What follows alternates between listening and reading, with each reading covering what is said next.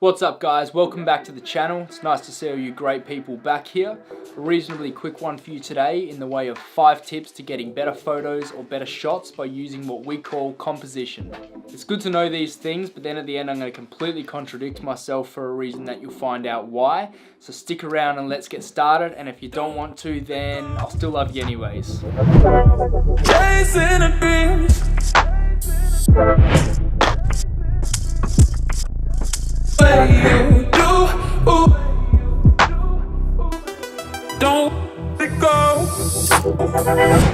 So tip number 1 is the rule of thirds, and it's one of the most common but still extremely effective ways of stepping up your shot.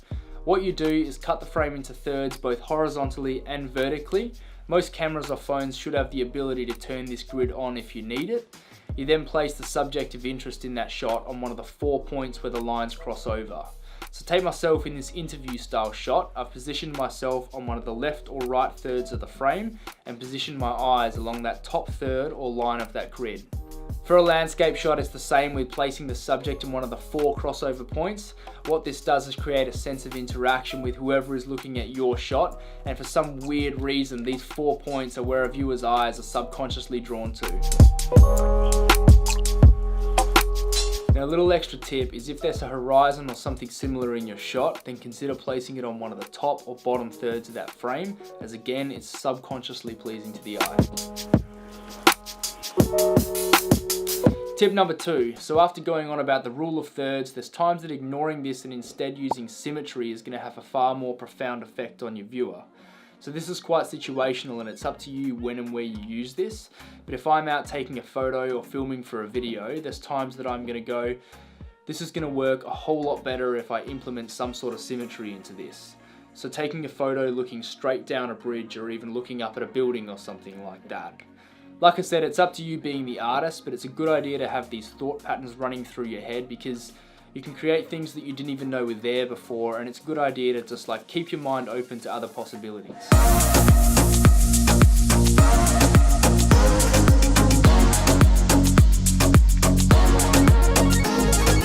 So tip number 3 is framing, and like any form of composition in photography and cinematography, this one's supposed to draw you in by using a frame within the frame. What I mean by this is, instead of just taking a photo of a subject, if you can find a way of shooting that subject through a frame like a doorway or a window, it's not only going to look nice, but it's also going to provide context of where you are behind the camera. It's going to make the photo feel a little bit more real. You also don't want to limit the frames to just the examples that I mentioned, and this is where being creative can really pay off. So try using natural frames like branches or even your fingers. There's absolutely no boundaries to this one, and you just need to make it work for you.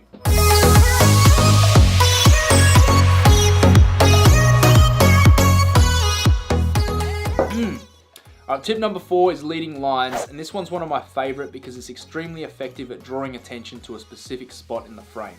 So what this is using objects in your shot like roads, pathways or rails to naturally draw our eyes along towards that main subject. What this does is again gives you context and makes you feel as if you're standing there as well. When using leading lines, you want to make sure that the lines draw attention towards the subject and not away from it or out of frame. So try positioning yourself in a way that the two complement each other. So like in the examples shown to you, you can see that there's some form of line drawing your attention towards a subject in that shot. Done right, these shots look absolutely next level.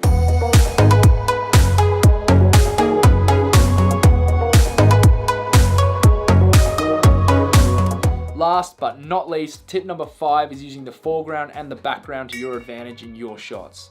You can take a technically boring photo and make it that much more interesting by adding elements of depth into the foreground and the background.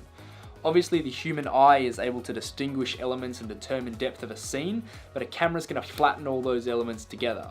So looking at a landscape shot through your eye might look absolutely fantastic, but end up looking dull and boring on the camera.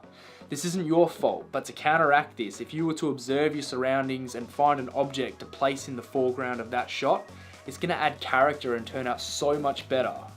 This also doesn't just go for landscapes, it can be implemented into any sort of shot to make it that much more exciting. As I mentioned, I was going to contradict myself slightly at the end of this video, and that's because even after going through all these tips, they are just guidelines, and at the end of the day, this is your art.